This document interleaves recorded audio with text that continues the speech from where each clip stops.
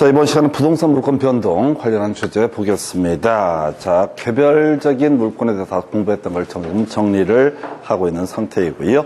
자, 일단은, 물권 변동에 있어서 공시수단 등기라고 하는 게 가장 중심이 되게 됩니다. 그래서 등기라는 게 공시수단이다. 그래서 등기 등을 통해서 성립하게 되는 물권이라고 하는 거, 당연히 외부의 사람이 알 수 있기 때문에 그 물권자가 세상의 모든 사람에 대해서 자신의 권리를 주장할 수 있다. 그리고 그래서 이제 민법 186조하고 187조 얘기, 우리가 민법 조문을 공부할 일은 거의 없는데 거의 이건 줄줄 외우게 되는 거죠. 민법 186조 법률 행위에 따른 부동산 물권 변동은 등기해야지 물권 효력 발생이 되게 됩니다. 그래서 여기서 이슈가 되는 건 효력의 존속 요건은 아니고요, 효력 발생 요건이라고 전제하고 있습니다. 그래서 제일 쉬운 게 그거잖아. 매매계약 체결하고 등기 넘어가야지 매수인이 어떻다 소유권을 취득할 수 있다. 우리 중간중간에 했던 얘기 중에 하나가 그런 거 있었어요. 매매계약 체결하고 소유권 이전기 넘어가기 전에 만약에 매매대금을 다 지급했다. 그러면 그 매수인이 될 사람은 뭐는 과실수익권을 취득할 수 있지만은 소유권 자체를 취득할 수는 없다라고 하는 거, 이런 얘기가 있겠고요. 이에 대해서 민법 187조 상속, 공용징수, 판결, 경매, 그 밖에 법률 규정에 따른 부동산 물권 변동은 물권 취득에 있어서 등기 없어도 물권 자체 이미 취득을 한 상태가 되게 됩니다. 다만 나중에 처분을 하기 위해서는 어떻다? 등기라는 것이 필요하다. 그래서 등기는 총 3가지 유형이에요. 첫 번째 이슈가 바로 물권 취득에 있어서 효력 발생 요건으로서의 등기라는 개념, 민법 186조와 관련이 되어 있고요. 민법 187조와 관련해서는 처분 요건으로서의 등기라고 하는 거. 상속받았을 때 등기 안 해도 상속인이 피상속인 사망했을 때 권리를 취득하게 되는데, 그 부동산을 팔고 싶다. 그러면 어떻다? 상속을 원인으로 하는 소유권 이전 등기가 이루어져야지 어떻다? 팔 수가 있다. 이렇게 이제 스토리를 잡아가게 되는 거죠. 그래서 그리고 나서 이제 하나하나 사안을 가볼까요? 먼저 민법 186조, 187조 관련해서 취득 관련해서 등기 불필요한 경우부터 먼저 확인을 하겠습니다. 그래서 상속, 공용징수, 판결, 경매, 그 밖에 법률 규정, 이렇게 얘기를 하게 되는데, 먼저 상속이라고 하는 거, 포괄승계라는 표현을 보통 쓰게 되는데, 상속이 가장 대표적인 케이스가 되게 됩니다. 나중에 등기법 등을 공부를 해 가다 보면은 이런 얘기를 하죠. 법인의 합병, 회사 합병도 상속과 똑같은 개념입니다. 그래서 사람이 죽어버렸다. 그러면 상속의 문제가 발생하고, 그 전에 법인이 뒤져버렸다. 그러면 그때는 바로 회사 합병이라는 개념이 나오게 됩니다. 그래서 부동산 등기법에서는 상속이 너무 쉽기 때문에 항상 회사 합병이라는 것을 이슈로 삼아요. 그 외에 나중에 등기법에서 포괄 유증이라고 하는 게 있어요. 그래서 돌아가신 분이 가실 때 하여튼 평상시에 살아 계실 때도 더럽게 말 많았고, 가실 때도 더럽게 말이 많아. 가시면서 내 재산의 50%를 누구한테 주겠다라고 하면 이걸 뭐라고 한다? 포괄 유증이라고 부르게 되고, 내 재산 중에 건물 하나를 누구한테 주겠다라고 하면 이걸 특정 유증이라고 얘기를 합니다. 그래서 특정해서 뭘 주겠다고 얘기하면 그게 뭐가 되고? 특정 유증이 되고, 특정하지 않고 전체 재산의 퍼센트로 몇 프로를 주겠다라는 식으로 얘기하면 이걸 포괄 유증이라고 부르게 됩니다. 그래서 하여튼 포괄 승계의 유형에는 상속과 거의 유사한 개념을 갖는 것이 포괄 유증이라는 개념이 있게 된다. 물론 이제 나중에 등기법에서는 등기하는 절차가 좀 달라지는 게 있어요. 어쨌든 상속과 포괄 유증은 기본적으로 똑같다. 이렇게 접근하는 게 좋겠습니다. 그래서 하여튼 상속 등의 포괄 승계인은 포괄 승계는 포괄 승계 사유가 발생하면 그 물권을 취득한다. 그래서 가장 대표적인 게 사망사 피상속인이 사망에 이르게 되면 어떻다? 상속인은 등기를 안 해도 어떻다? 그 상속 재산의 소유권을 취득을 하게 된다. 그래서 돌아가신 분은 우리가 피상속인 피일로 돌아가셨기 때문에, 그리고 상속받는 사람을 상속인이라고 정의를 합니다. 거의 이건 이슈가 안 되고요. 그 다음에, 공용징수. 이게 이제 계속해서 용어가 두 개 혼용돼 수용이라는 표현과 공용징수라는 표현이 혼용해서 쓰이게 됩니다. 같은 말입니다. 해서 민법에서는 보통 공용징수라는 표현을 주로 쓰고요. 그 다음에 중간중간에 수용이란 말도 쓰기도 합니다. 어디서 한번 이슈가 되냐면 저당권 파트에서 저당권의 물상대위라고 해서 저당 목적물이 멸실, 훼손되거나 또는 공용징수됨으로 인해서 그 사람이 받게 될 금전 청구권이라고 하는 것, 이런 것에 대해서 저당권자가 저당권을 행사 집행하는 것을 저당권의 물상대위라고 부르게 된다. 그 얘기할 때 한번 이슈가 되게 될 텐데, 하여튼 공용징수. 공용징수라고 하는 것은 보상금이 지급되게 되면 어떻다? 그때 수용 개시일에 물건을 취득하게 된다. 큰 의미는 없어요. 그래서 우리가 나중에 물건의 소멸 사유 중에서 두 가지를 이슈를 삼게 돼요. 하나가 목적물의 멸실이라고 하는 거 하나가 있고요. 또 하나가 뭐가 있다? 공용수용, 공용징수 또는 수용이라는 개념이 있게 됩니다. 그래서 물리적으로 물건 자체가 사라져버리는 것을 목적물의 멸실이라고 부르게 될 테고, 법적으로 기존의 권리를 다 소멸시켜버리는 거. 물론 등기법에 가면 상지라고 해서 두 가지. 뭔지 몰라. 지금은 상지만 외워두시면 돼. 상지를 제외하고 모든 등기는 직권으로 등기관이 말소를 하게 되는 것을 공용징수라고 부르게 됩니다. 그래서 굳이 좀 단순화시키면 어떤 권리가 사라진다라고 했을 때 목적물 자체가 물리적으로 사라졌을 때 물권이 소멸하게 될 것이고, 법적으로 소멸시켜버리는 걸 뭐라고 한다? 공용징수라고 부르게 됩니다. 그리고 이 자체는 거기서는 출제 포인트가 거의 되지 않아요. 수용 개시일이 되게 되면 수용을 원인으로 하는 소유권 이전 등기가 없다고 할지라도 바로 그 공익사업 시행자가 소유권을 취득을 하게 되는 거죠. 그 다음에 판결이라고 해서 형성판결이라는 표현을 쓰게 됩니다. 그래서 공물 분할 판결 확정되게 되면 이때 판결 확정이 된 그 시점에 어떻다? 소유권을 취득을 할 수 있다. 이건 좀 설명을 드릴까요? 판결이 세 개가 있죠. 이제 하나가 확인 판결이라고 하는 것이 하나가 있고요. 형성 판결이라는 게 있고, 이행 판결이라고 해서 총 세 가지가 있습니다. 제일 간단한 확인 판결부터 날려버립시다. 어디서 공부하시게 되냐면 바로 저기서 공부한다. 우리가 이제 맹지입니다. 어떤 맹지가 있다. 맹지가 있고 옆에 토지가 있고 도로가 있다. 이쪽으로 나다니기 위해서 필요한 개념 첫 번째가 지역권이라는 개념이 있었죠. 도움이 필요한 토지를 뭐라 부르고, 요역지, 도움을 주는 토지를 뭐라고 한다? 승역지라고 부르게 된다. 그래서 지역권 설정 계약과 지역권 설정 등기가 있게 되면 요역지 소유자는 이쪽 토지로 다 나다닐 수가 있다. 이게 이제 하나의 틀이고, 이 외에 우리가 소유권의 한 내용으로서 주의 토지 통행권이라는 개념이 있었습니다. 이 소유재, 승역지 소유자 되는 사람이 죽어도 싫다. 아무리 돈을 많이 줘도 지역권 설정 못 해주겠다. 배째라. 라고 했을 때 확패를 째버리는 거. 어디 가서 법원의 판사한테 가서 이 문제의 토지를 내 토지의 주변 토지를 나다닐 수 있는 권리가 있다는 것을 확인을 해 주십시오. 라고 하는 주의토지통행권 확인 청구 소송을 제기를 하게 됩니다. 그럼 법원의 판사가 이렇게 얘기합니다.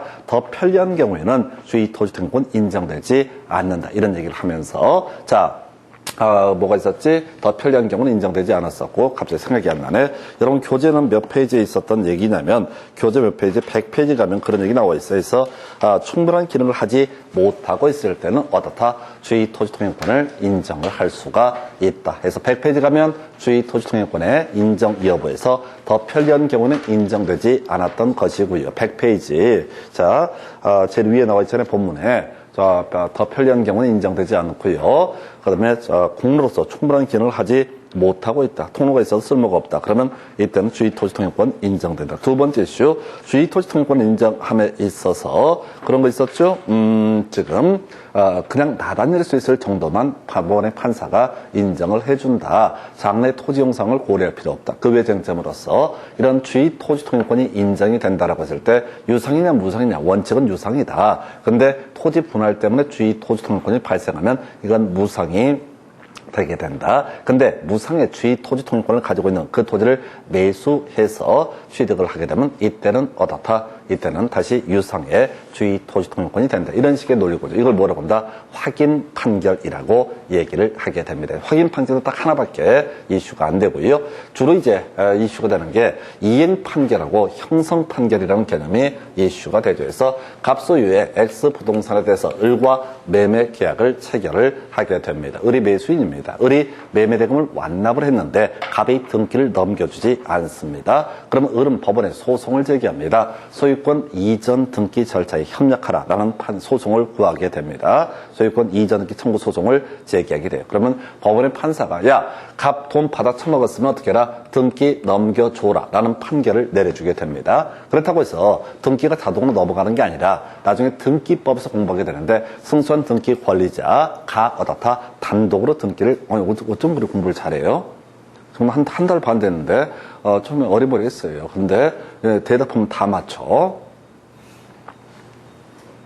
반성하셔야 돼요. 3달 되고 1달 됐어요. 하여튼간에 아주 기특해요. 선생한테 잘한다고 칭찬 많이 받으셨나요? 아니요. 한 번. 선생들이 덜 들어줘서 그래요. 그래서 그동안에 뒤에 칭찬 안 받을 때 제일 뒤에 앉아 있었죠. 이렇게 삐딱하게 껌 씹으면서. 근데 이제 앞에 와서 뭐라 주워 보겠다고. 별게 없어요, 이게.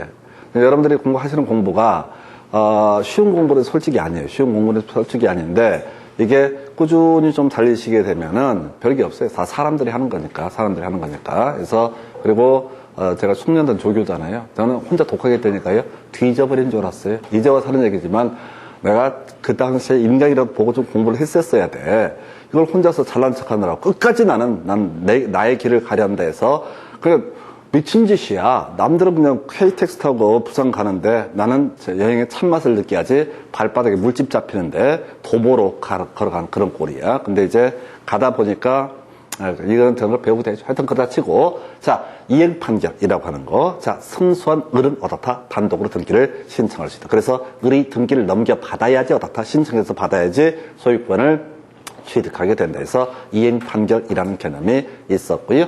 자, 그다음에 이제 형성 판결을 설명드리려다 옆으로 썼어요. 그래서 다시 가십시다. 형성 판결이라고 하는 거. 자, 우리가 공유라는 개념을 다시 한번 기억하십시다.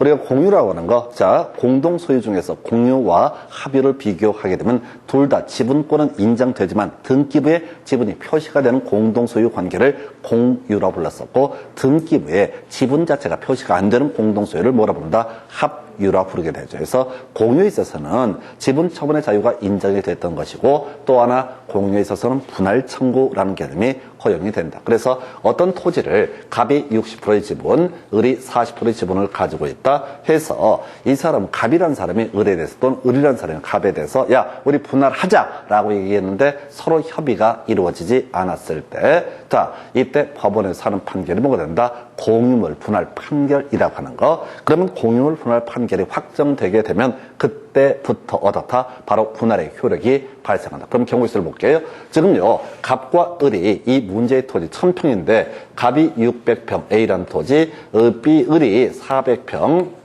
B라는 토지를 취득하기로 두 가지 경우의 수가 있어 협의를 하는 경우가 하나가 있을 테고, 또 하나가 뭐가 있다고요? 법원의 판사가 야, 갑은 600평 갖고 을은 400평 가져라고 판결을 내려준 경우, 두 가지 경우의 수로 나눠지게 됩니다. 그럼 이제 토지 분할하라고 이렇게 협의를 하는 경우도 있겠고, 그 다음에 법원의 판사가 선을 그어주는 경우도 있을 거예요. 자, 그럼 이제 공유물 분할 판결이 있든 또는 이제 협의에 의해서 토지 분할을 하든 단계를 보면 A 토지는 뭐라고 돼 있어? 갑이 60%의 지분을 가지고 있고 을이 40%의 지분을 가지고 있다. B 토지는 뭐라고요? 갑이 60%의 지분을 가지고 있고 을이 40%의 지분을 가지고 있다라고 등기부에 토지를 분할하게 되면 이렇게 표시가 되게 됩니다. 그런데 이게 협의에 의해서 분할을 했을 때는 어떻게 된다? 자, 이 을의 지분을 A 토지에서 갑으로 소유권 지분 이전 등기를 넘겨줘야지 갑이 전부를 소유할 수 있고요. 그 다음에 B 토지는 갑의 지분을 을한테 지분 이전 등기가 이루어져야지 어떻다?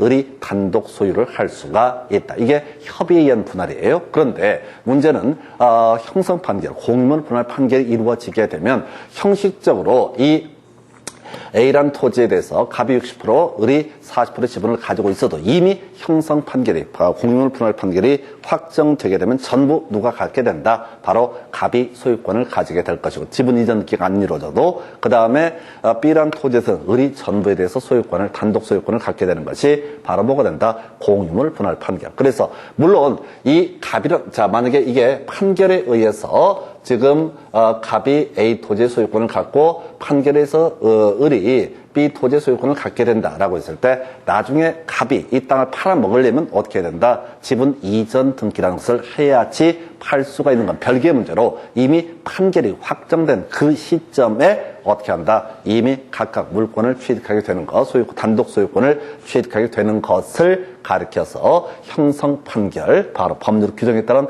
부동산 물권 변동이라고 부르게 됩니다. 다시 갑시다. 공유물이라는 게 존재합니다. 그래서 이 사람이, 갑이라는 사람이 600평, 을이라는 사람이 400평을 갖기로 협의를 한 경우 있고, 그럼 땅을 쪼개게 되겠죠. A, B 부분으로. 한편 법원의 판사가 자, A라는 부분 600평, B라는 부분 400평에서 땅을 잘라주게 되는 경우가 존재하게 된다. 그런데 자, 땅이 잘린 상태를 보게 되면 A라는 토지는 갑이 60%의 지분, 을이 40%의 지분을 표시가 되어 있고, 그 다음에 B라는 부분은 갑이 60%, 을이 40% 지분을 표시가 되어 있는 상태라고요. 그러면 이게 단독 소유권을 취득했느냐 못했느냐를 검사할 때 만약에 협의에 의해서 분할을 했을 때는 이때는 지분 이전 등기까지 이루어져야죠. 다 단독 소유권을 취득을 하게 될 것이고, 만약에 협의한 분할이 아니고 자, 법원의 판사가 선을 그어줬으면 어떻다? 이때는 따로 이 등기를 안 해도 단독 소유권을 갖게 된다. 그래서 지금 법률 규정에 따른 부동산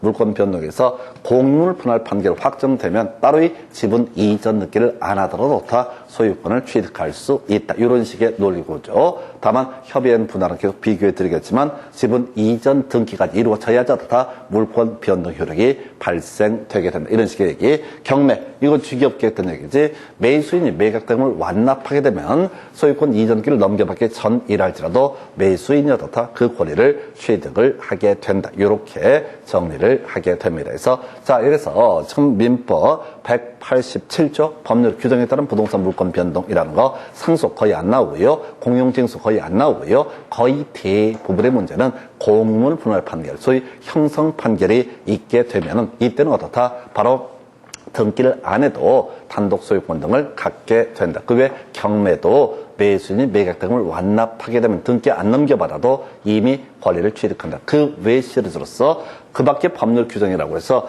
단독 건물의 소유권은요, 건물 신축하게 되면 어떻다? 그 자체로 소유권을 취득한다. 그래서 요거 이제 공유수물 매립하고 같이 맞물려가는 거죠. 자, 우리가 앞에서 물권의 공시수단 중에서 그런 게 있었어요. 자, 기본적으로 등기가 있고 또 점유권은 점유가 있고 라고 되어 있는데, 아까 그 밖에 정착물에서 수목, 농작물 등에 대해서는 소위 명인 방법이라는 것도 있었고요. 한편 농작물 같은 경우 수확기에 이르게 되면 따로 이 명인 방법을 갖추지 않더라도 경작자가 소유권을 취득한다. 왜? 공시수단 자체가 다 성숙한 농작물 자체가 공시수단이 되게 된다. 그래서 자, 건물이나 토지라고 하는 부분과 관련해서 자, 건물을 신축하게 되면 그 건물 자체가 뭐가 된다? 공시수단이 되기 때문에 소유권 보존 등기 등을 하지 않더라도 건물을 건축한 그 사람이 어떻다? 소유권을 취득한다. 자, 바다를 메꿔서 공유수면을 매립하면 누가 봐도 보이거든. 바다 메꾼 거. 그게 바로 매립 자체가 공시수단이 돼서 바다를 메꾼 그 사람이 어떻다?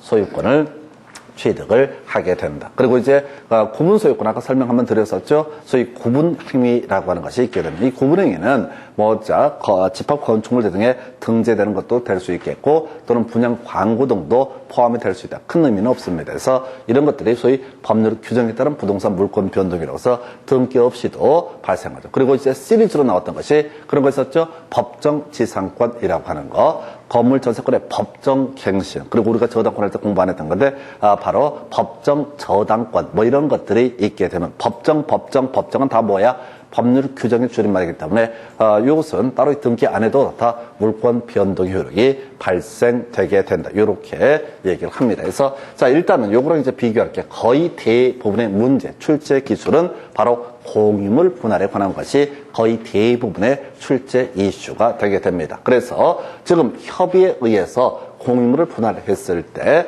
이때는 어떻다고요? 등기 이루어져야 돼. 지분 이전 등기가 이루어져야지 어떻다? 물권 단독 소유권을 취득할 수 있다. 그리고 좀 어려웠던 것이 공유물 분할 청구 소송입니다. 만약에 판결이 확정되게 되면 등기 안 해도 어떻다? 바로 판결문이 확정되는 시점에 단독 소유권을 취득하게 될 것인데 공유물 분할 청구 소송 과정에서 법원의 판사가 조정을 요구를 하게 됩니다. 해서 중간에 조정이 이루어지게 되면 결국은 결국은 당사자의 의사의 합체에 따른 것이기 때문에 이것도 결국은 어떻다? 등기해야지 효력이 발생한다. 시험 문제 구성할 때 제일 얄미웠던 게 공유물 분할 청구 소송 과정에서 협의나 조정이 성립이 됐을 때 이게 제일 어렵죠. 소송에 들어갔으니까 마치 법률 규정에 따른 부동산 물권 변동, 요거로 착각을 할 수 있었던 그런 영역이 되겠습니다. 그리고 지겹게 해왔던 얘기, 시효 취득. 다시 갑시다. 20년간 소유권 시효 취득이라는 게 20년간 소유 의사로 평온 공일하게 점유한 사람. 그 사람은 어떻다?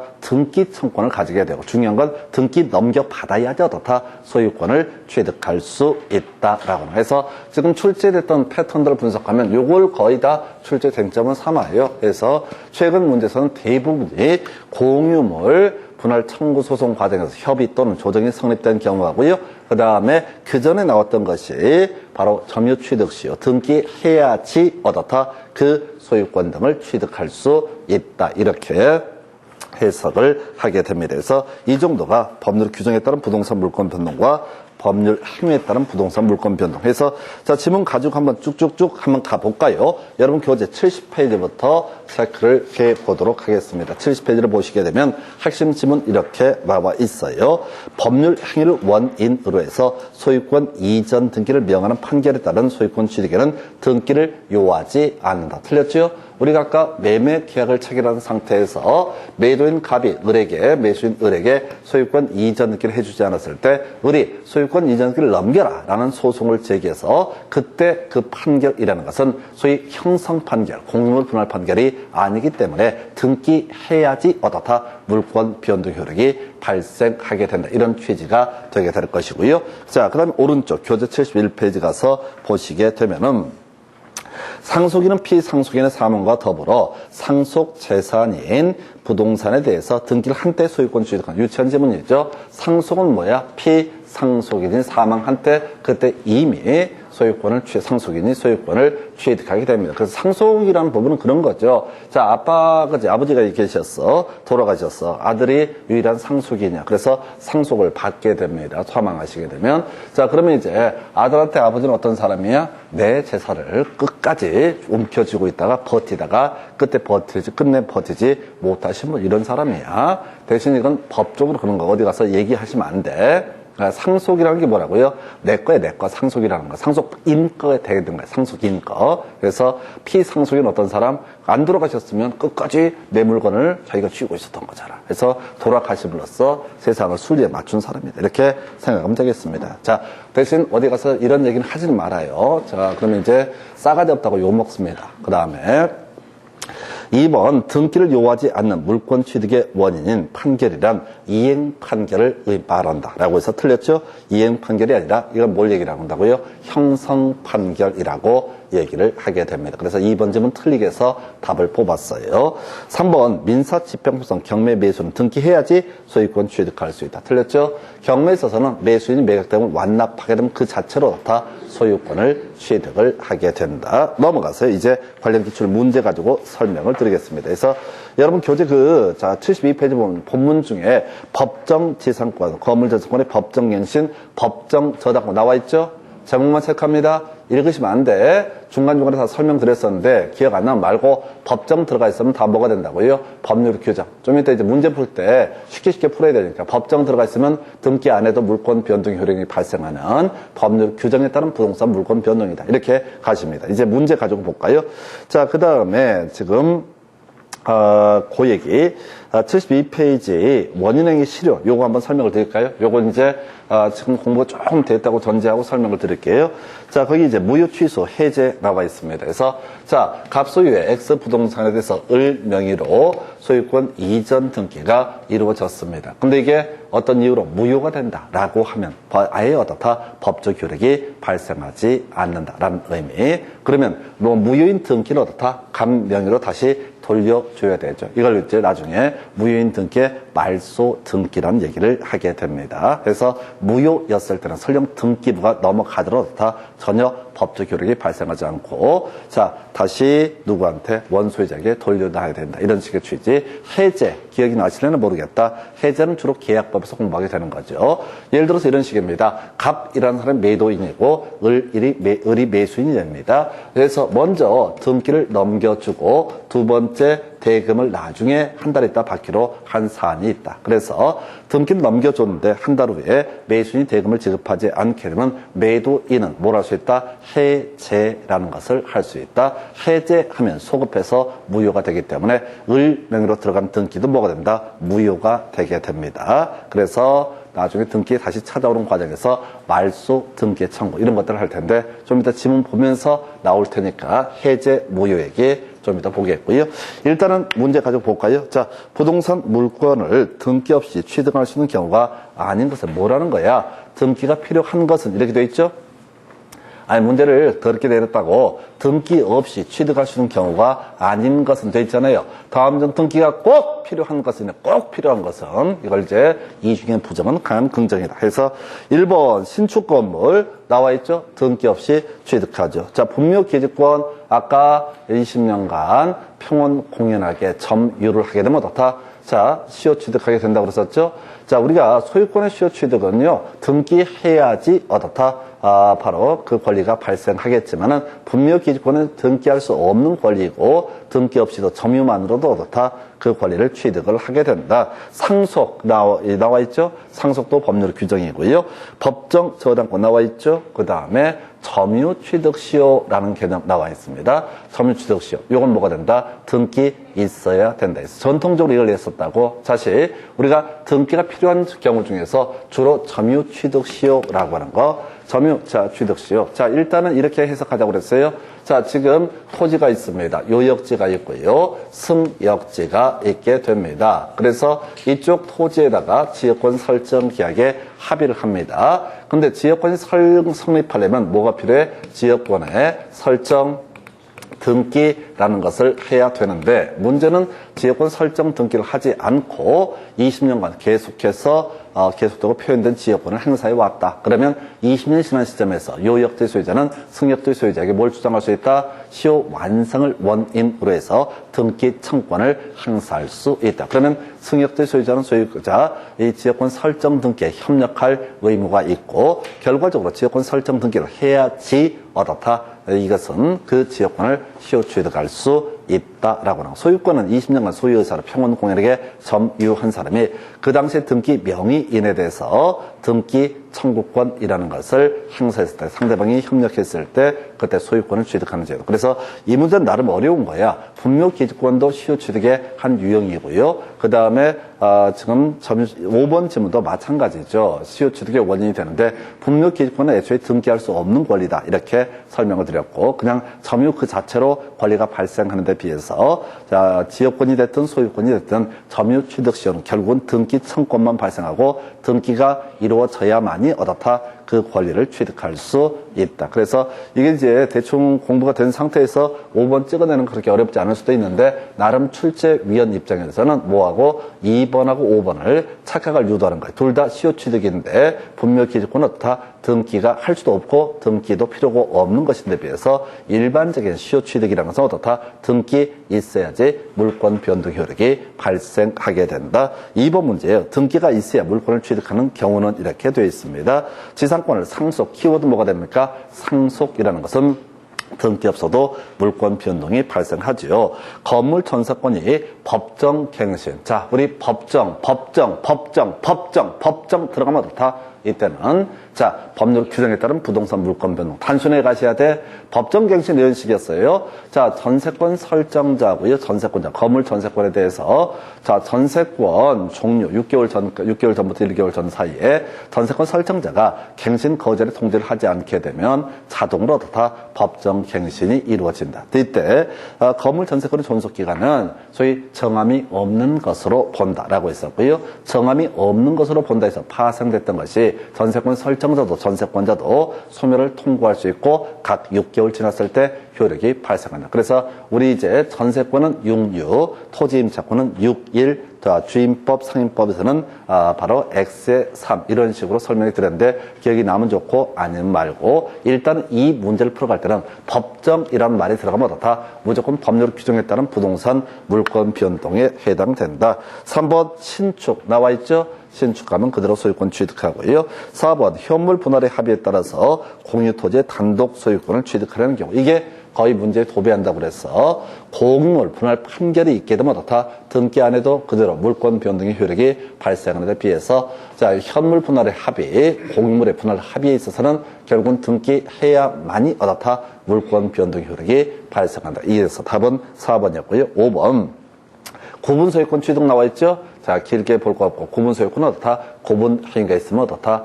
단독으로. 자, 그 구분 소유권 등기 안에도 취득을 하게 된다. 이렇게 설명드립니다. 3번 문제요. 등기가 있어야지 물권이 변동되는 경우는 해서 지금 이제 25회 때 문제에 이어서 27회 때 약간 문제를 업그레이드를 하게 됩니다.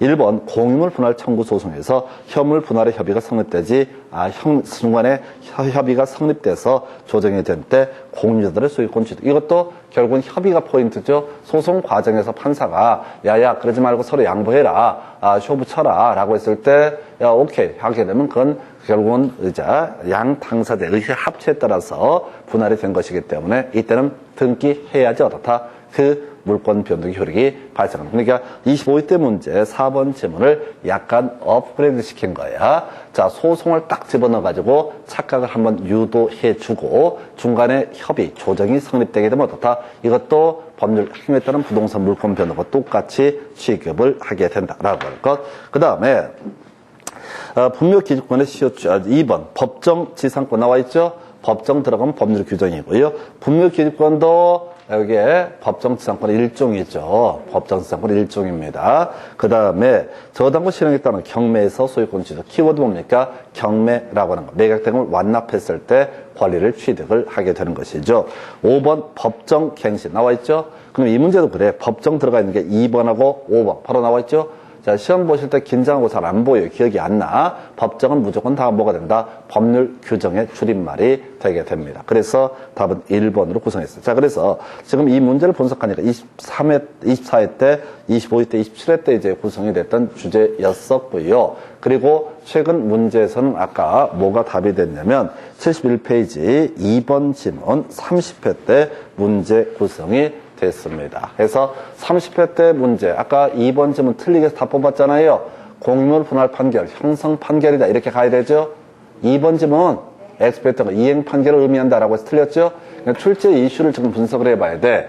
24회 때 나왔던 게 시효 취득 관련해서 24회 때 관련 기출문제 1번 문제, 이게 나왔고, 그 다음에 지금 25, 27회 때 나왔던 것이 이 얘기, 협의, 그 다음에 중간에 조정, 이게 나왔고, 25, 27, 그리고 요거랑 같이 관련되어 있는 게 30회 때 형성 판결에서 공유물 분할 판결을 가지고 구성을 했어요. 그래서 문제가 전혀 다른 것처럼 보이지만은 거의 대부분의 문제가 시효 취득 얘기하고요. 그 다음에 공유물 분할 판결, 요 주제를 가지고 참 출제인들의 선수들이라니까 사실 계속해서 같은 문제를 구성을 하고 있는 거야. 그죠?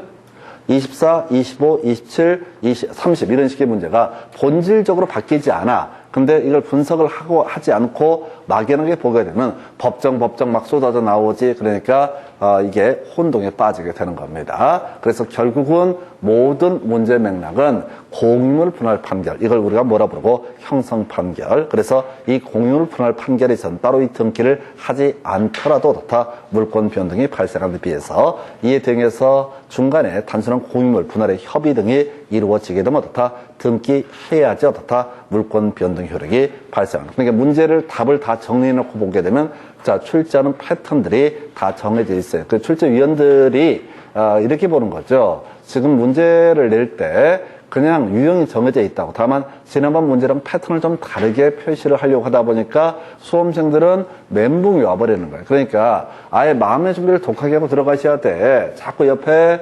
휘둘리면 안 돼요. 휘둘리면 안 되고 그냥 이게 186조, 187조 얘기할 때는 공물 분할 판결, 형성 판결, 점유 취득 시효 요것만 가지고 계속해서 비교해서 출제하고 있다. 점유 취득 시효도 마찬가지야. 아까 분묘 기지권의 시효 취득 얘기는 얼핏 보게 되면 시효 취득 들어가니까 이게 등기해야 될 것처럼 착각을 한다고.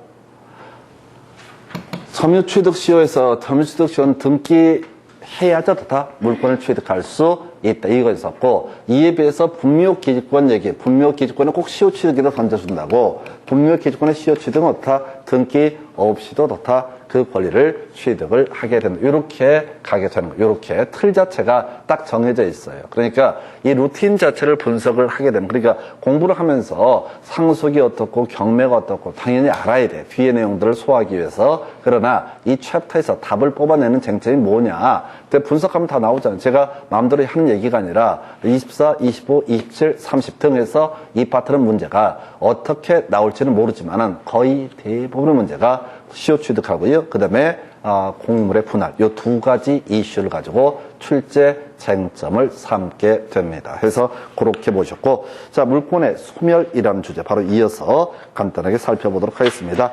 자, 물권의 소멸 이미 중간중간에 우리가 소멸 사유 보셨어요. 다른 거 이제 볼 거 없이 이 텍스트랑 무관하게 가장 대표적인 소멸사유가 뭐냐면 목적물의 멸실이라고 하는 거. 그 다음에 두 번째 공용징수. 이게 세트였죠. 목적물의 멸실과 공용징수는 곳곳에서 이슈가 되죠. 그래서 지상권 할 때도 이렇게 나왔었어요. 자, 토지의 지상권을 가지고 있을 때 건물이 멸실되면 그 지상권은 소멸한다. 틀렸다고.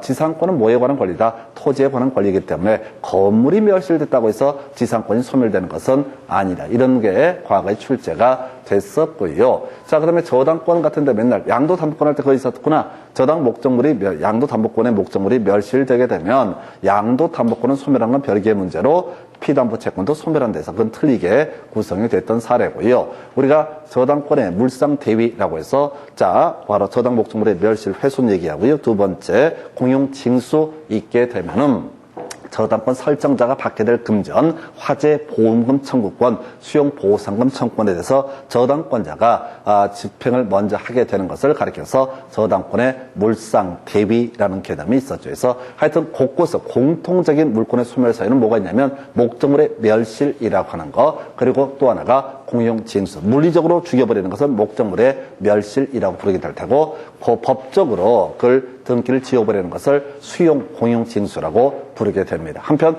용익물권에서 소멸 사유 중에는 뭐가 있냐면 존속기간이라는 개념이 공통적으로 있을 수가 있습니다. 지상권, 지역권, 전세권은 일반적으로 존속기간이라는 개념이 있어서 존속기간 만료가 되게 되면 따로 말소 등기를 하지 않더라도 소멸하게 된다. 그리고 지상권, 전세권, 지역권은요 소멸시효의 문제도 있어요. 20년간 그 권리를 행사하지 않게 되면 어떻다? 시효로 소멸한다. 담보물권에서 공통적인 소멸 사유가 뭐가 되냐면 저거 있었죠? 피담보채권의 소멸이라고 하는 거. 돈 받을 권리, 돈 받을 권리가 소멸하게 되면 유치권, 저당권은 어떻다? 소멸하게 된다. 그리고 이제 오늘 이제 따로 공부할 만한 게 중간중간에 혼동이라고 하는 거. 혼동은 거의 한 문제짜리가 되게 될 것이고요. 이런 것들이 물권의 소멸 사유가 되게 된다. 그래서 이미 설명드렸던 얘기죠. 물권의 포기라고 하는 거. 물권의 소멸 중에서 포기라는 것은 포기 의사표시 외에 뭐까지 필요하다? 등기까지 이루어져야지 어떻다? 물권 포기 효력이 발생되게 된다. 물론 이건 거의 안 나와. 너무나 당연한 일이야. 법을 공부하는 사람 입장에서는 물권 발생할 때 등기가 필요했으니까 물권 포기할 때도 어떻다? 그 포기된 그 지분권이 어디로 넘어갈 거냐? 등기가 이루어져야지 어떻다? 포기의 효력이 발생하게 된다. 이렇게 가게 될 거고, 아까 이제 얘기했던 얘기인데 또 중간에 가서 하나 체크할게. 우리 지상권에서 분묘기지권 다시 한 번만 체크를 해드리겠습니다. 여러분 교재 148페이지, 150, 140, 자 7페이지인가요? 예, 147페이지 가서 146페이지네요. 분묘기지권의 소멸이라고 해서 아까 설명드렸어요. 분묘기지권의 발생이라는 것은 봉분이 있어야 다 분묘기지권 발생한다라고 했었죠. 공시하는 수단이 필요하다고. 분묘기지권은 무덤이 있어야 된다고.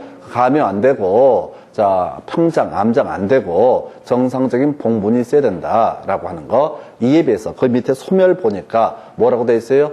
분묘기지권자는 권리자가 의무자에 대해서 그 권리를 포기하는 의사 표시를 한 후에 점유까지 포기해야지 권리가 소멸하는 것은 아니다. 말이 더 이렇게 지랄인데 정리하면은 포기의 의사 표시만 하더라도 다 분묘 기지권은 소멸하게 된다. 이게 특이한 거니까 출제가 되게 되는 겁니다. 왜? 일반적인 물권의 포기라는 것은 성립 자체가 등기를 통해 성립했으니까 포기하는 것도 결국은 등기라는 것이 필요하다. 그 외 잡단 얘기로서 지상권 전세권이라고 하는 거 저당권의 객체가 될 수가 있었죠. 해서 이 지상권 전세권이라고 하는 거 저당권의 객체가 될 수 있는데 문제는 자, 이렇게 가십시다. 갑소유의 X 토지에 대해서 지상권이 있다. 그리고 앞에서 공부한 것처럼 지상권을 전제로 해서 뭘 할 수 있다? 저당권을 설정할 수 있다. 그런데 얘가 자신의 지상권을 포기하는 건 그건 문제가 안 돼. 이때는 지상권의 말소 등기라는 형식을 통해서 포기할 수 있는데 문제는 얘가 포기했을 때 뒤에 있는 사람이 어떻다? 피해를 입게 되는 사례가 있다. 그럼 이때는 어떻다? 저당권자의 승낙을 얻지 않게 되면 이 지상권은 어떻다? 포기할 수 없다. 뭐 특별히 어렵지 않습니다. 이런 것 자체는 큰 이슈가 안 돼요. 듣고 이제 자연스럽게 이해가 되면 좋은 거고 아니면 말고고. 이건 이제 논리 구조가 지상권이나 전세권을 목적으로 뭘 설정할 수 있다? 저당권을 설정할 수 있다. 이 개념을 물어보는 거예요. 여기까지는 거의 이슈가 되지 않아요. 자, 등기 불필요한 케이스 몇 개 볼까요? 아까 설명드렸던 거. 자, 목적물의 멸실이라고 하는 가장 대표적이죠. 소유권 자체가 소멸하니까 자, 소유권을 전제로 했던 각종의 제한 물권도 다 목적물이 멸실되게 되면은 소멸하게 된다. 그래서 문제를 구성할 때 토지의 멸실, 건물의 멸실 이런 식으로 예시를 할 수도 있겠지요. 자, 우리 앞에서 그런 거 있었잖아요. 명인 방법을 갖춘 수목이나 농작물 이런 것들 소유권 인정돼 있었죠. 근데 어느 날 문득 가보니까 태풍에 온갖 농작물이 다 파헤쳐져 버리고 태풍에 이 농작물이 다 썩어버렸네. 그러면 당연히 어떻다? 소유권은 소멸하게 될 것이다. 목적물 자체가 멸실되게 되면 땅이 포락지가 되고 건물이 멸실돼서 화재로 다 소각이 돼서 녹아내리게 되면 어떻다? 당연히 물권은 소멸하게 된다. 이거에 대응해서 나중에 이제 공용징수라고 하는 거 법적으로 대부분의 권리를 죽여버리는 것이 뭐가 된다? 공용징수라는 개념이 된다. 이렇게 설명드렸고, 자, 소멸시효와 존속기간은 용익물권에서만 문제가 되죠. 그래서 자, 우리 권리라고 하는 거 20년간 지상권, 지역권, 전세권 행사하지 않으면 어떻다? 자, 이때는 시효 완성으로 소멸하게 됩니다. 그리고 나서 자, 지상권, 지역권, 전세권 아까 존속기간이라는 게 있다고 그랬어요. 자, 정리해볼까요? 자, 지상권은요, 최단 존속기간이라고 해서, 자, 건물 소유 목적일 때는 얼마? 30년. 최장 존속기간은 없다고 그랬어요. 그래서 영구적인 지상권도 가능하다라고 했었고, 만약에, 건물 소유 목적으로 지상권 설정하고요, 30년 지났다. 그러면 이제 어떻다? 따로 말소 등기를 안 해도 지상권은 소멸하게 된다. 지역권은요, 존속기간에 대해서 따로 이 규정이 없습니다. 그래서, 최단 기간도 없고, 최장 기간도 없어요. 영구적인 지역권 설정도 가능하다. 이렇게 해석하고요. 전세권은 일반적으로 자, 토지 전세권 최장 존속기간 10년 돼 있었고요.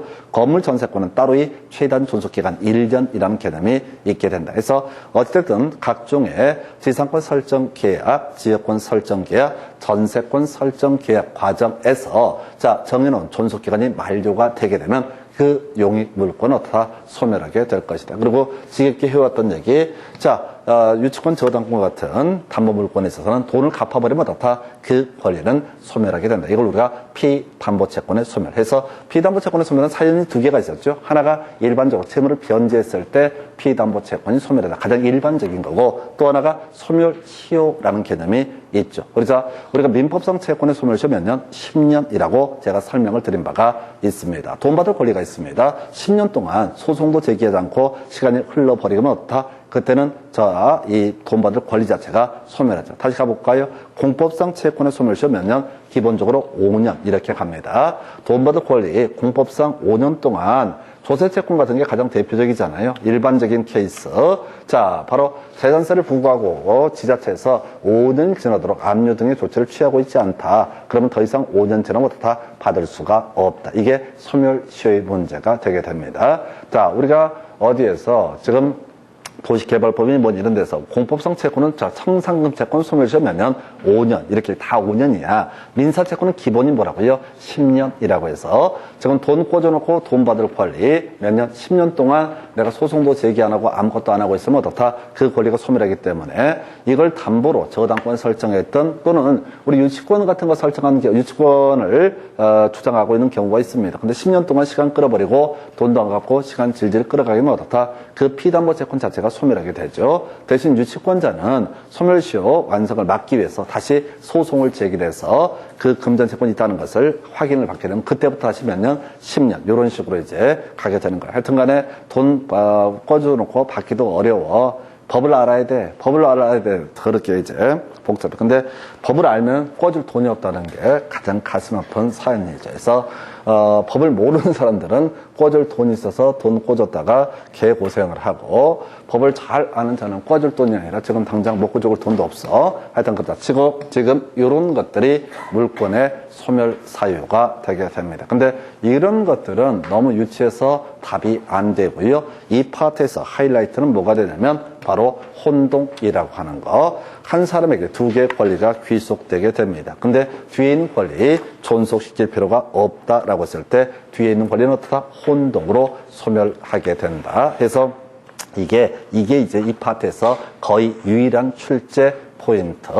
혼동을 출제를 하는 이유는요, 이게 물권 전반을 다 알아야지 이해가 되거든. 그래서 자, 몇 개 경우수를 볼까요? 자, 일단은 이 얘기는 제가 문제 풀어갈 때 그렇게 설명을 드립니다. 꼬리가 있으면 소멸하지 않는다. 꼬리가 있으면 뒤에 뭐 하여튼 구질구질하게 꼬리가 있으면 어떻다? 혼동으로 소멸하지 않는다. 자, 먼저 이런 경우 볼까요? 소유권과 제한 물권이라고 하는 거. 자, 갑의 소유의 X 토지에 대해서 을 이라는 사람이 지상권을 가지고 있고 다른 권리는 존재하지 않습니다. 자, 아무 권리도 없어요. 그래서 지상권자 을이 어떻다? 갑의 X 토지의 소유권을 취득했다. 그러면 어떻다? 이때는 뒤에 을은 소유권도 가지고 있고 지상권도 가지고 있을 필요가 없거든. 소유권 내에는 사용수익에 관한 권능도 포함이 되어 있기 때문에 그래서 뒤에 있는 지상권은 어떻다? 혼동으로 소멸한다. 해서 이때 문제 구성할 때 아버지와 아들 사이가 까칠한 사이야. 아버지가 이 토지에 대한 소유권을 가지고 있으면서 아들한테 소유권 넘겨주지 않고 지상권만 허락을 해준 케이스가 있겠다. 그러면 이제 이 지상권이라고 하는 것을 가지고 있는 아들의 입장에서 아버지가 사망에 이르게 된다. 그래서 자신이 이 토지의 소유권을 상속을 받게 된다. 그러면 자기한테 소유권도 가지게 되고 지상권도 가지고 있으니까 이 뒤에 있는 지상권은 어떻다? 혼동으로 소멸을 하게 된다. 여기서 논의의 포인트는 뭐냐면 이 지상권을 기준으로 봤을 때 뒤나 밑에 꼬리가 있나 없나를 보시는 거야. 뒤나 밑에 꼬리가 없으면 어떻다? 혼동으로 소멸하게 된다. 이렇게 가는 거야. 모든 중심이 되는 그 주체 대상 권리에서 뭐를 중심으로? 그 권리를 중심으로 꼬리가 있으면 어떻다? 소멸하지 않는다. 꼬리가 없으면 어떻다? 혼동으로 소멸을 하게 된다. 이렇게 가야겠고요. 자, 그 다음에, 자, 요거 볼까요? 갑소유 X토지에 1번 저당권, 을이 있고요. 1번 저당권, 을이라는 사람이 가지고 있고, 2번 저당권, 병이라는 사람이 있다. 그래서 여기서 사안에서는 2번 저당권자, 병이 X토지 소유권을 가지게 된다. 그러면 이 저당권은 혼동으로 소멸을 하게 될 것이냐? 일단은 논리 구조가, 자, 병이라는 사람은 소유권도 가지고 있고, 또 목적물을 대상으로는 저당권도 가지고 있다. 두 개를 갖고 있을 필요가 있을 것이냐? 기본적으로 없다. 그래서 뒤에는 2번 저당권은 혼동으로 소멸을 해야 될 것이다. 이게 전제인데 검토를 들어가 봐야 돼. 바로 이 2번 저당권 밑으로 또는 뒤로 꼬리가 있냐 없냐를 검토해 봐야 돼. 꼬리가 없습니다. 그러니까 2번 저당권이라는 것은 어떻다? 혼동으로 소멸을 하게 된다. 바로 비교할 게 이 아이죠. 자, X토지에 1번 저당권 을이 가지고 있고요. 2번 저당권 병이 가지고 있는 사안에서 이 사안에서는 누가 을이라는 저당권자가 이 X토지의 부동산을 소유권을 취득을 하게 된다. 그러면 이제 을은 소유권도 가지고 있고 저당권도 가지고 있다. 그럼 뒤에 있는 것은 원래 혼동으로 소멸해야 할 것인데 을의 저당권을 기준으로 뒤에 꼴이 있나요? 예, 병의 저당권이라는 꼬리가 있게 됩니다. 그러면 이때 을의 저당권은 어떻다? 혼동으로 소멸하지 않는다. 이렇게 가는 거야. 이렇게 가는 거야. 이게 이제 굳이 설명드리면 이런 식이야. 만약에 이 부동산이 을이 뭐 소유권을 가졌다 하십시다. 그랬을 때 경매가 진행되면 자, 을이 저당권을 가지고 있으면 자기가 이익이 되는 거라고. 병이라는 사람 경매 청구했을 때 변제받는 순서가 누구부터 받으니까 을부터 받으니까 자기의 이익을 위해서 뒤에 있는 권리는 어떻다? 자, 을의 저당권은 혼동으로 소멸하지 않는다. 해서 나중에 몇 개 볼 텐데 일단 이런 게 있겠고요. 그 다음에 또 하나의 경우의 수를 볼까요? 제한물권과 제한물권 해서 제한물권은 지상권, 전세권을 담보로 해서 저당권 설정한다. 이 얘기를 하고 있는 겁니다. 해서 갑의 소유의 엑스토지에 대해서 을이라는 사람이 지상권을 가지고 있고요. 여기에 병이라는 사람이 어떻다? 저당권을 가지고 있어야지 얘기가 전개가 됩니다. 지상권자 을이 갑 소유의 엑스토지 소유권을 취득을 하게 된다. 그러면 이제 을의 입장에서는 소유권도 가지고 있고 모두 지상권도 가지고 있다. 그럼 뒤에 있는 지상권을 혼동으로 소멸해야 할 것인데 이 지상권을 기준으로 해서 누가 뒤에 꼬리가 하나 달려 있게 됩니다. 그래서 이때 지상권은 어떻다? 혼동으로 소멸하지 않는다. 이유는 그런 거지. 만약에 을의 지상권이 혼동으로 소멸해버리면 저당권자 병이 공중에 붕 떠버리는 거잖아요. 목적물 자체가 사라져버리기 때문에. 그래서 제3자의 이익을 해야 할 우려가 있기 때문에 이때는 병의 저당권은 어떻다. 자, 을의 지상권이라고 나선 혼동으로 소멸하지 않는다. 그래서 이 얘기의 결론은 뭐냐면 꼬리가 있냐 없냐 보는 거예요. 그리고 문제 구성할 때 싸가지 없는 놈들이 이렇게 구성하는 경우도 있어요. 갑이 지상권을 취득한 경우 이렇게 나오는 경우도 있어. 갑이 지상권을 취득했다. 소유권을 갖고 있는데 뭘 지상권을 또 취득을 해. 하여튼 뭐 얘가 마음에 안 들어서 지금 돈 주고 다시 사들였다. 그래도 이때는 어떻다? 혼동으로 소멸하지 않는다. 뒤에 누가? 저당권자가 피해를 받기 때문에 이렇게 얘기를 합니다. 하나만 더 가볼까요? 지금 비슷한 맥락에서 자, 갑의 엑스토지에, 자, 지금 보게 되면 갑의 엑스토지에 을이 지상권 가지고 있고, 을의 지상권의 병이 저당권을 설정한 사안에서 을이 갑의 소유권을, 약간 설명드렸군요. 요거 이렇게 설명을 드렸습니다. 요걸 가야 되는구나. 자, 지금 요 사안 다시 가겠습니다. 지금 순서를 바꿔서 봤네요. 갑소유 엑스토지에 을이 지상권 가지고 있고, 병이 이 지상권을 목적으로 어떻다? 저당권을 설정을 해놨다라고 했을 때, 이 저당권자가 지상권을 취득을 하는 경우가 있을 수가 있겠다. 그러면 이제 병의 저당권은 혼동으로 소멸하느냐? 병의 저당권은 혼동으로 소멸한다. 자, 기준점 누구를 기준으로? 병의 저당권 기준으로 밑이나 뒤에 꼬리가 없기 때문에 어떻다? 이때는 혼동으로 소멸을 하게 된다. 그래서 이걸 그려보시면 되게 간단해요. 그래서 이걸 문장으로 표현하면 이런 얘기입니다. 한 사람에게 두 개의 권리가 귀속이 된다라고 했을 때, 한 사람에게 두 개의 권리가 귀속이 된다고 했을 때, 그게 본인 또는 제3자의 이익을 해야 할 우려가 있는 경우를 제외하고 어떻다? 뒤에 있는 권리는 혼동으로 소멸한다. 그래서 본인의 이익을 해야 할 우려가 있을 때, 그에게 꼴이 있다는 얘기거든요. 또 제3자의 이익을 해야 할 우려가 있다. 이것도 꼬리가 있다는 얘기입니다. 그래서 꼬리가 있을 때는 어떻다? 혼동으로 소멸하지 않는다. 얘는 한 2, 3년에 한 문제씩 구성을 해요. 혼동 얘기는 제일 제가 보기에는 물권 파트에서 공부 처음 하실 때 진짜 힘든 게 혼동 파트야. 왜? 개별 물권의 관계가 이해가 돼야 되거든. 자, 소유권의 지상권 설정할 수 있고 소유권의 전세권 설정할 수 있고 이런 건 당연히 이해가 돼야 되고 또 지상권이나 전세권을 목적으로 뭐를 저당권이 설정이 될 수 있다는 사실을 알아야 되고 이 개념의 체계가 돼 있으면 그냥 단순하게 꼴이 있냐 없냐의 문제로 바로 해결하실 수 있습니다. 그리고 문제를 어렵게 구성할 때 지상권자가 소유권을 취득한다는 표현을 쓰지 않고 소유자가 지상권을 취득한다 이렇게 장난을 친다고 그러면 좀 이상해 보이는데 결국은 뒤에 꼴이 있냐 없냐의 문제로 해석을 하시면 됩니다. 그래서 이게 이제 물권의 소멸 관련해서 등기 없어도 다 말소 등기를 하잖아도 소멸되는 케이스가 혼동이라는 개념. 자, 여러분 교재 가지고 한번 볼까요? 교재 74페이지 물권의 포기라고 하는 것은 물권의 소멸을 목적으로는 단독 행위다라고 해서 일단 옳은 표현 되겠고요. 아직은 우리 법률적인 종류를 다 공부하지 않으셔서 몰라도 돼요. 자, 2번 지문이요. 전세권이 저당권의 목적인 경우 저당권자의 동의 없이 전세권을 포기할 수는 없다라고 해서 옳은 표현. 큰 쟁점 안 되죠? 여기까지.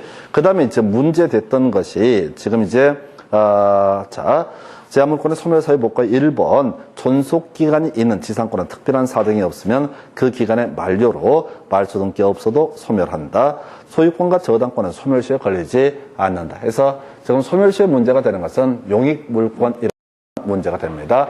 지상권, 지역권, 전세권. 그러니까 지금 이제 용익물권에 두 가지 있잖아요. 존속기간 만료하고 소멸시효. 그러니까 이건 이렇게 가야 돼. 지상권, 지역권, 전세권을 취득한 사람이 자, 일정 기간 동안 이용을 안 하면 어떻다? 그 권리 자동으로 소멸하고 그 일정 기간을 다 채우게 되더라도 다 그 권리는 자동으로 소멸한다. 이게 이제 일정 기간을 이용하지 않는다는 게 소멸시효의 문제가 될 것이고 그 기간을 다 채웠다는 얘기가 존속기간의 만료라는 개념으로 해석할 수 있습니다.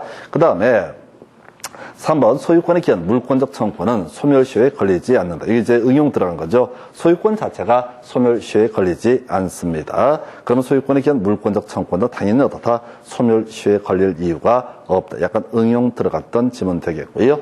그 다음에 3번 소유권의 기한 물권적 청구권이라고 하는 것은 보셨고 4번 지문 피담보 채권이 소멸하더라도 저당권의 말소등기가 있어야지 저당권 소멸을 지격해왔다는 얘기. 담보물권에서는 뭐라고요? 피담보 채권이 소멸하게 되면은 당연히 말소등기를 안 해도 저당권, 유치권은 소멸하게 된다. 이렇게 정리를 합니다. 그 다음에 여러분 교재 75페이지 지문 나와 있죠? 혼동은 사실 중간중간에 사례형으로 많이 섞이게 되게 되는데 자, 갑의 토지에 을이 지상권을 취득한 후 그 토지에 저당권을 취득한 병이 다시 그림을 잘 그려야 돼. 갑의 토지에 지상권이라는 것을 을이 취득했고요. 그림 잘 그려야 돼. 이 토지에 대해서 누가 저당권이 들어가게 됩니다. 토지에 대해서 다 저당권이 들어가게 됩니다. 병이라는 사람이 저당권을 취득을 하게 됩니다. 자, 그랬을 때 사안을 보니까 뭐라고 되어 있냐면은 자, 이 병이 토지의 소유권을 취득했다라고 했을 때 저당권은 혼동으로 소멸합니까? 소멸하게 되는 거죠. 자, 저당권자가 뭐를 토지의 소유권을 취득했다. 그러면 저당권을 기준으로 뒤에 밑에 꼬리가 있냐 없냐 이게 이슈가 되게 될 때 꼬리 없죠. 그래서 저당권은 혼동으로 소멸하게 된다. 근데 소멸하지 않는다라고 했으니까 틀리게 구성이 된 사례가 되겠습니다. 그래서 이렇게 보시고 잠시 끊었다가 이제 등기 청구권 등에 관한 주제 같이 묶어서 설명을 드리겠습니다.